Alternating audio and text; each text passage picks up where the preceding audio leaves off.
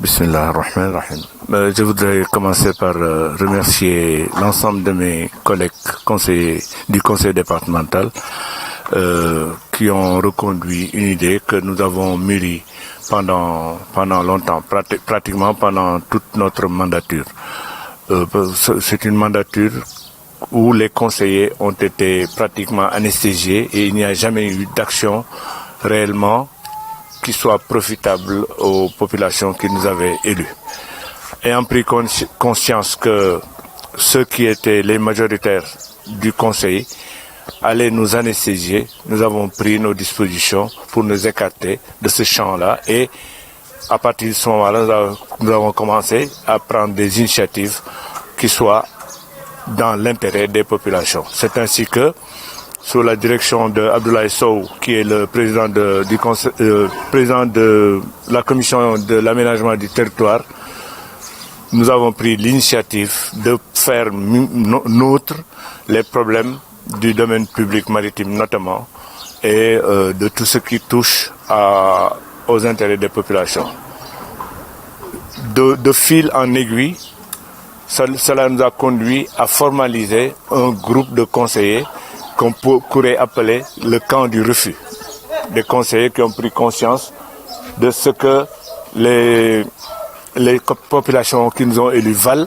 et de la responsabilité qui repose sur nos épaules. C'est ainsi que nous avons formalisé ce dimanche 8 en créant un groupe dénommé GEDI, groupe des élus départementaux pour la défense des intérêts de Thiès. En Wolof, nous avons choisi le sigle Wey ci njëriñu Thiès. Ainsi, nous faisons gendarme par rapport à tout ce qui peut aller au détriment des populations de Thiès et de l'intérêt général de Thiès. C'est ainsi également que nous avons pensé que cette ville-là n'avait pas un bon coordonnateur permettant au président Macky Sall de passer comme on le souhaite au premier tour.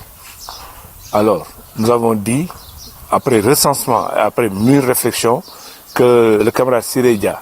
serait le coordonnateur idéal pour mener à bien les projets des partisans de Macky Sall au niveau de Thiès. Le projet au premier desquels l'élection du président de la République au premier tour. Autrement, Thiès aura des difficultés encore parce que Thiès est sous la coupole de Idrissa Seck et de son parti Rewmi jusqu'à hauteur de 10 000 voix. On peut gagner le département, mais ne jamais gagner Thiès tant que la situation-là perdurera. C'est fort de cela que nous avons décidé, nous, de demander aux responsables du plus haut niveau, notamment le président Macky Sall, de confirmer notre frère Sireja, coordonnateur de la ville de la commune de Thiès. C'est pour ça que nous avons tenu cette réunion-là du 8 en formalisant notre groupe et en prenant cette initiative-là. Je suis Mohamed Ndiaye. Je suis responsable régional, c'est-à-dire coordonnateur régional de Bessignac à Thiès. Bessignac, bi Serigne Mansour Sy Djamil nek président. Waaw. Waaye rax ci loolu aussi man président de parti la parti boo xamee ni mi ngi tudd Alliance nationale pour la solidarité nga xam ni man ak sama benn doomu ndey bu ñu doon wax Yoro Fall yan ko yàlla yërëm ñoo ko bokkoon sos parti boobu nag bi gannaaw bi Yoro génnee àddina yan ko yàlla yërëm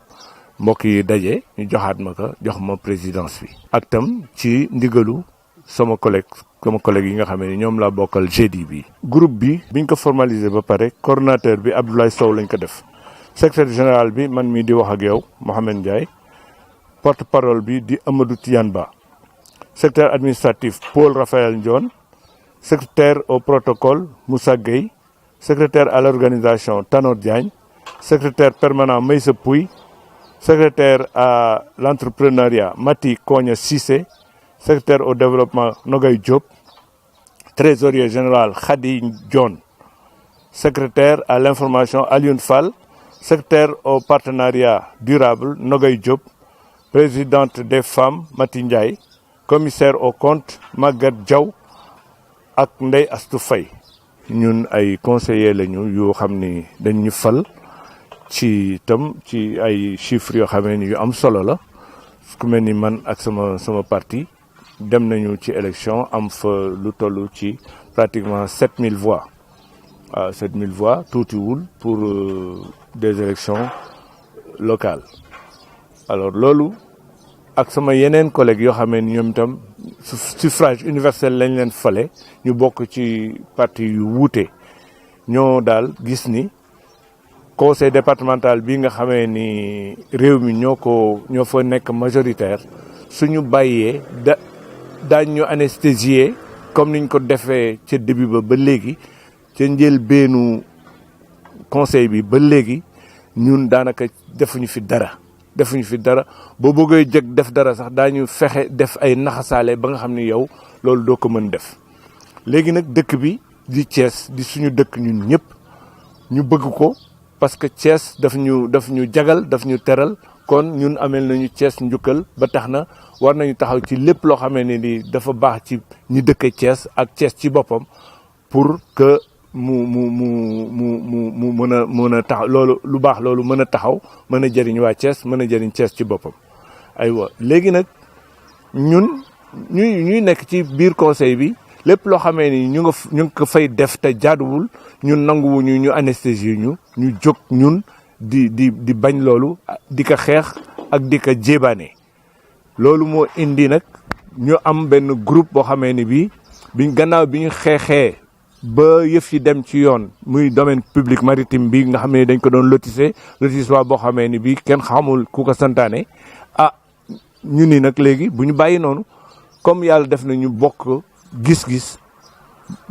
yàlla dajale ñu nañu fexe nag léegi loolu doon njëriñ ci ñi nga xamee ni ñii ñooñu faloon muy waa Thiès comme mandature bi ñu nekk ci conseil départemental bi yëpp ñun amaluñu leen benn njëriñ ndax ñi nga xamee ni ñoo ko yore war ñu jox moyens yu ñu liggéeyee dañ ñu tënk ba kenn du fa amee ndam loolu nag moo tax ñun tey jii ñu jóg ñu ni Thiès comme Thiès moom amul amee ci wàllu fekkee ni côté pouvoir bi la Thiès ci dëkk bi ci boppam amul amee léegi nag comme amul amee ñu ni nañu xool kan lañu seet ci ñi nga xamee ni ñoo fi mën a nekk leader ñu ni Siré Dia daal mooy ki nga xamee ni moo mën a dajale waa Thiès ba li nga xamee ni mooy gap bi Benno Bokk Yaakaar doon ñàkk ci Thiès gap boobu ñu mën ko rattraper ci échéance yi di ñëw parce que bu dul loolu y a presque 10 000 voix ou un peu plus yoo xamee ni yii nii su duggaatee dans leur carcelle ñoom ñu yore Thiès kooku kon Thiès tam dafay demaat ci Idrissa Seck léegi nag te Thiès 345 000 pratiquement mooy le 3e département du Sénégal gannaaw Dakar Pikine Thiès mooy département bi nga xamee ne bii moo fi ëpp fayda ci wàllu géographie aussi nekk na ci posture boo xamee ni bii ku ko gagné da ngay taxaw foo xamee ni fu dëgër la d'autant plus que Thiès dafa jëlaat beneen dimension ak aéroport Diass bi ak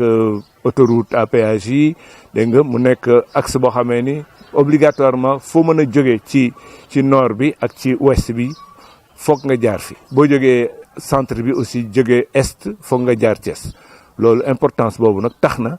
ñu war a ñun taxaw pour que mu bañ a dugg ci loxo yoo xamee ni duñ ko liggéey ñu bëgg yaakaar nag ci Siré Dia nekk na nit koo xamee ni moom mi ngi liggéey te amul ndomb tànk booba léegi bu amee ndomb tànk bu toll noonu Thiès dinañ ci jëriñ te ñun dinañ ci gis suñu bopp loolu daal mooy illa bi loolu mooy li ñuy yëkkati ñu ngi am yaakaar ni kilifa yi daañ ci dox jàppaleñ ci ba suñu frère Siré nekk coordonnateur bi fii ci ville de Thiès maanaam Thiès commune loolu daal moo doon suñu wax ci kii bi ñu leen di gërëm di leen sant salaamaaleykum wa rahmatullah wa barakaatu.